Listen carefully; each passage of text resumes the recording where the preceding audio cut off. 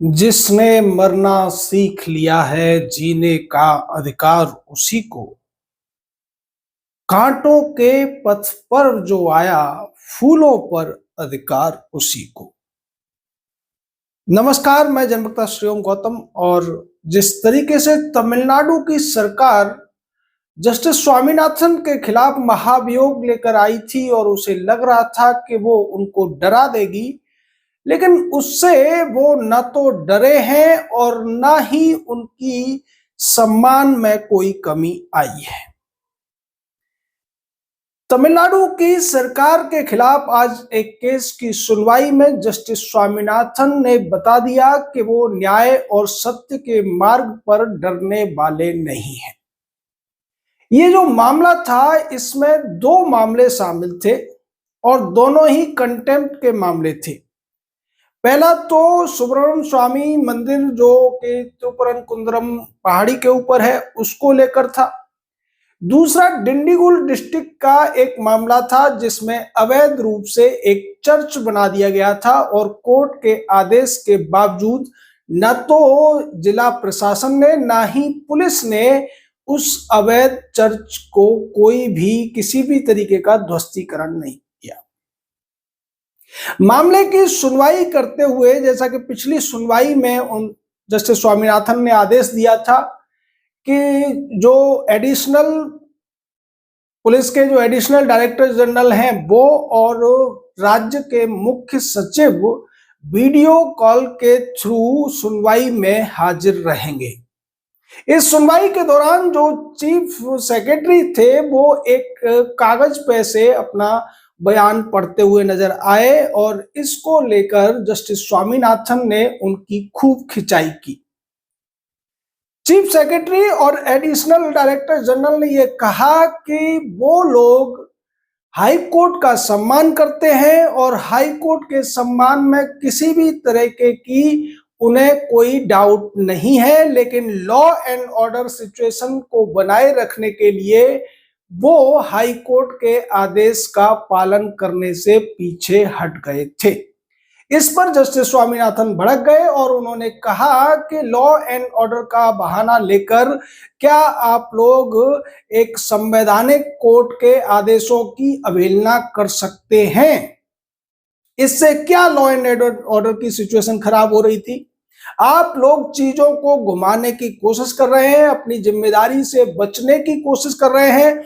मदुरई के डीएम ने और मदुरई के कमिश्नर ने जो तिरुपरंकुंद्रम वाले मामले में एक अवहेलना की है कोर्ट के आदेश की, आप उसको बचाव करने की स्थिति में दिखाई देते हैं।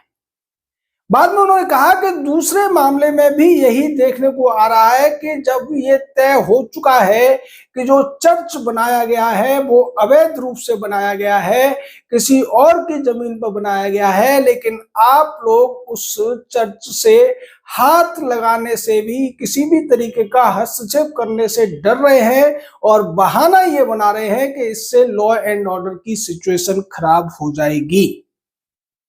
जैसे स्वामीनाथन ने कहा कि क्या इस देश में संवैधानिक कोर्ट का आदेश पालन करना लॉ एंड ऑर्डर की सिचुएशन के लिए कोई खतरा है? इस तरीके की बहानेबाजी नहीं चलेगी। और ये कहते हुए उन्होंने अगली डेट दे दी जो कि 9 जनवरी की है। अब आप सोचिए कि डीएमके सरकार, एमके स्टालिन और उसका जो बेटा है उदयनिधि स्टालिन ये सोचकर चल रहे थे कि अगर जस्टिस स्वामीनाथन के खिलाफ वो संसद में महाभियोग का प्रस्ताव पेश कर देंगे, जो कि उन्होंने पेश किया, हालांकि उस पर कोई कार्रवाई होगी इसकी कोई संभावना दिखाई नहीं देती है, क्योंकि एक तो ये टेक्निकल ही गड़बड़ है। किसी भी जज के खिलाफ उसके कदाचार के खिलाफ तो वो महाभियोग लाया जा सकता है, लेकिन किसी फैसले के खिलाफ कोई महाभियोग नहीं लाया जा सकता है। दूसरा, इस महाभियोग के पूरे ड्रामे की वजह से आज देश का बच्चा बच्चा जान गया है कि जस्टिस जी.आर. स्वामीनाथन कैसे जज हैं, उनकी निष्ठा देश के संविधान के और न्याय के प्रति कितनी ज्यादा है। उन्हें डराने की तमाम कोशिशें पिछले कई सालों से डीएमके सरकार कर रही थी, लेकिन वो बिना डरे जिस तरीके से मामलों का निपटारा करते हुए आ रहे हैं और पिछले 8 साल में 1,26,000 से ज्यादा केसेस को निपटा चुके हैं। हमारे कुछ मित्र ये कह रहे थे कि आप कैसे कह रहे हो 15,000 केसेस एक महीने में। भैया, हमें 15,000 केसेस एक महीने में नहीं बताया है। आप अगर 1,26,000 को 8 साल में डिवाइड करेंगे तो लगभग 15 से 15,500 केसेस पर साल पर ईयर के हिसाब से आएगा, और उसको अगर आप महीनों में डिवाइड करेंगे तो ये 1200 के आसपास का आंकड़ा आएगा। हाई कोर्ट हो या सुप्रीम कोर्ट हो, इनका जो काम होता है वो 5 दिन होता है। तो इस हिसाब से अगर देखेंगे तो महीने में 20 दिन लगभग कोर्ट चलती है, और 20 दिन में अगर कोई जज साहब 1200 केसेस को निपटा रहे हैं तो आप मानकर चलिए कि पर डे वो कम से कम 60 केसेस में अपना फैसला दे रहे हैं। ये कोई छोटा मोटा कमाल नहीं है, ये इतना बड़ा काम है कि जिसके बारे में कोई सोच भी नहीं सकता है। आज हमारे देश में जो केसेस की पेंडेंसी है, उस पेंडेंसी के लिए न तो हाई कोर्ट के पास कोई सॉल्यूशन है, न सुप्रीम कोर्ट के पास कोई सॉल्यूशन है। लेकिन एक कहावत है ना कि जो एक सच्चे नेता होते हैं, सच्चे जो धर्मनिष्ठ पुरुष होते हैं, वो बातों से नहीं बल्कि अपने कामों से उदाहरण पेश कर देते हैं। वही करने का काम किया है जस्टिस जी.आर. स्वामीनाथन ने, और उन्होंने साफ तौर पर अब हाई कोर्ट्स को और सुप्रीम कोर्ट को ये बता दिया है कि अगर लगन सच्ची हो, निष्ठा हो और न्याय करने की इच्छा हो तो फिर बड़ी से बड़ी केसेस की जो पेंडेंसी है उसका निपटारा किया जा सकता है। अगर जस्टिस स्वामीनाथन से सीख लेकर हमारे हाई कोर्ट्स के जो 825 जज हैं, उनमें से अगर 100 जज भी उनके तरीके से काम करने लगे तो आप सोचिए 1 से 2 साल के अंदर केसेस का निपटारा हो सकता है। ये कोई बहुत मुश्किल काम नहीं है, लेकिन चूंकि ये जो जज होते हैं या उनके सामने जो वकील होते हैं, हमारे हाई कोर्ट्स और सुप्रीम कोर्ट्स में एक सिंड्रोम चला करता है जिसे अंकल जज सिंड्रोम कहते हैं। यानी कि एक जज के सामने किसी अन्य जज के रिश्तेदार वकालत कर रहे होते हैं और पहले वाले जज के सामने दूसरे वाले जज के रिश्तेदार काम कर रहे होते हैं। इस तरीके से ये अंदर खाने एक मिली भगत चलती है। उन वकीलों के अनुसार ही फैसले किए जाते हैं। वकील अगर कहते हैं कि मामले को टालते रहिए, तारीख पे तारीख देते रहिए, तो जज ऐसा करते रहते हैं, और अगर वकील राजी हो जाते हैं तो उनके हिसाब से फिर फैसले भी दे दिए जाते हैं। यानी कि जो पेंडेंसी है उसमें बहुत बड़ा योगदान है जजों का और उन वकीलों का। आज अगर हाई कोर्ट्स की बात की जाए तो उत्तर प्रदेश का जो हाई कोर्ट है, इलाहाबाद हाई कोर्ट, उसमें सबसे ज्यादा केसेस पेंडिंग है। केसों की जो संख्या है वो 11 लाख है, पेंडिंग केसों की संख्या। और आज वहां पर जो जज की संख्या है वो करीब करीब 120 के आसपास पहुंच चुकी है। उस हिसाब से हर जज के पास में 10,000 केसेस पेंडिंग हैं ऑन एवरेज। अगर ये जज जस्टिस स्वामीनाथन से सीख लेते हुए कोशिश करें तो 1 साल या 1.5 साल में इन सभी मामलों को वो निपटा सकते हैं।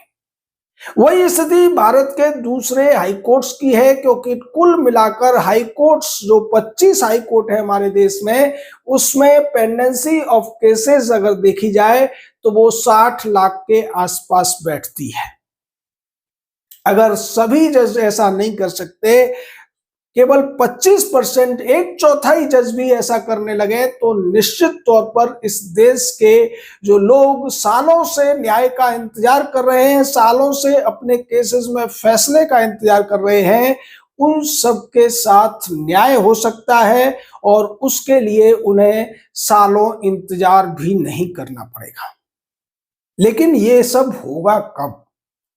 इसके लिए हाई कोर्ट के जो चीफ जस्टिस हैं, सुप्रीम कोर्ट को, इन सबको बैठकर इस मुद्दे पर विचार करना पड़ेगा और ये देखना पड़ेगा कि जो जज है उनको कैसे काम करने के लिए प्रेरित किया जाए। दूसरी तरफ जो राजनीतिक प्रतिद्वंदता की वजह से या तुष्टीकरण की राजनीति की वजह से राजनीतिक पार्टियां जो जजों पर दबाव बनाने की कोशिश करती हैं, उस पर भी सुप्रीम कोर्ट को संज्ञान लेने की जरूरत है। ये जो पूरा प्रकरण हुआ, जो त्रिपुरकुंद्रम पहाड़ी के दीप स्तंभ पर दीप जलाने से ये शुरू हुआ था, हाई कोर्ट ने उस मामले में याचिकाकर्ताओं को दीप जलाने की छूट दी थी, लेकिन मदुरई के पुलिस कमिश्नर और डीएम ने उनको ऐसा करने से रोक दिया था, जिसके बाद में कंटेम्प्ट की पिटीशन फाइल हुई थी, जिसकी सुनवाई की थी जस्टिस जी.आर. स्वामीनाथन ने। अब दोबारा से उन्होंने जिस तरीके से प्रदेश के एडीजीपी और चीफ सेक्रेटरी को साफ साफ शब्दों में कह दिया है कि आप लॉ एंड ऑर्डर के बहाने हाई कोर्ट्स के आदेशों की अवहेलना नहीं कर सकते हैं, और ये जो उन्होंने कहा है वो सीधे तौर पर डीएम के सरकार के लिए संदेश है कि अगर हाई कोर्ट कोई आदेश देता है तो राज्य सरकार उसको मानने से किसी भी बहाना बनाकर इनकार नहीं कर सकती है। वैसे अगर देखा जाए तो ये वही राज्य सरकार है जो जब राज्यपाल ने हस्ताक्षर नहीं किए थे तो ये लोग सुप्रीम कोर्ट पहुंच गए थे, और सुप्रीम कोर्ट में दो बहुत ही उतावले जजों के माध्यम से इन्होंने ये आदेश प्राप्त कर लिया था कि ये जो मामला है, जो यूनिवर्सिटीज में बीसी की नियुक्ति को लेकर कुछ मामले थे, उसमें आदेश दे दिया था कि भारत के राष्ट्रपति और राज्यपाल दोनों ही कुल मिलाकर 4 महीने में अगर किसी विधेयक पर हस्ताक्षर नहीं करते हैं तो वो डीम्ड असेंट मान लिया जाएगा। उस मामले में भी मद्रास हाईकोर्ट की 2 जजों की बेंच ने उस आदेश को स्टे कर दिया था, ये कहते हुए कि चूंकि ये यूजीसी का मामला है और यूजीसी केंद्र सरकार के कानून के तहत आता है, इसलिए राज्य सरकार इस पर कानून नहीं बना सकती है। और उन 2 जजों में से एक जज हमारे यही सत्यनिष्ठ न्यायमूर्ति जस्टिस जी.आर. स्वामीनाथन ही थे। उस मामले में भी अब सुप्रीम कोर्ट में मामला आ गया है और उसकी सुनवाई अभी होनी है। ये राज्य सरकार उसको सुप्रीम कोर्ट ले आई है। यानी कि जस्टिस स्वामीनाथन का एक पिछला जो ट्रैक रिकॉर्ड है वो दिखाता है कि वो न तो किसी पार्टी से डरते हैं न राज्य सरकार से डरते हैं। उनके सामने जो मामला लाया जाता है वो उसका निपटारा न्यायपूर्ण तरीके से संवैधानिक शक्तियों का इस्तेमाल करते हुए करते हैं, और अगर कोई भी अधिकारी उन आदेशों की अवहेलना करेगा तो फिर उसको संविधान के अनुरूप ही दंड दिया जाएगा। ये जो 2 मामले थे जिसमें राज्य सरकार की साफ तौर पर उन्होंने खिंचाई की है, एक त्रिपुरकुंद्रम पहाड़ी के दीप स्तंभ पर दीप जलाने के मामले में प्रशासन ने और पुलिस ने हाईकोर्ट की अवहेलना की, और दूसरा मामला एक चर्च को लेकर था। ये स्थिति हो गई है तमिलनाडु में, जो साफ तौर पर तुष्टीकरण की राजनीति को ही दिखाने की कोशिश कर रही है। यानी कि डीएम के सरकार के लिए लॉ एंड ऑर्डर का तो बहाना है सिर्फ और सिर्फ चर्च और मजार को सुरक्षा प्रदान करना है, उनकी मनमानी में उनका सहयोग करना है। लेकिन हाई कोर्ट जिस तरीके से काम कर रहा है और हाई कोर्ट ने जिस तरीके से आदेश दिया है, उसके बाद अब डीएम के सरकार की भी किरकिरी होना लगभग तय है। आपका इस पूरे मामले पर क्या कहना है? अपनी राय दीजिए, हमारे साथ जुड़े रहिए। जय हिंद, जय भारत।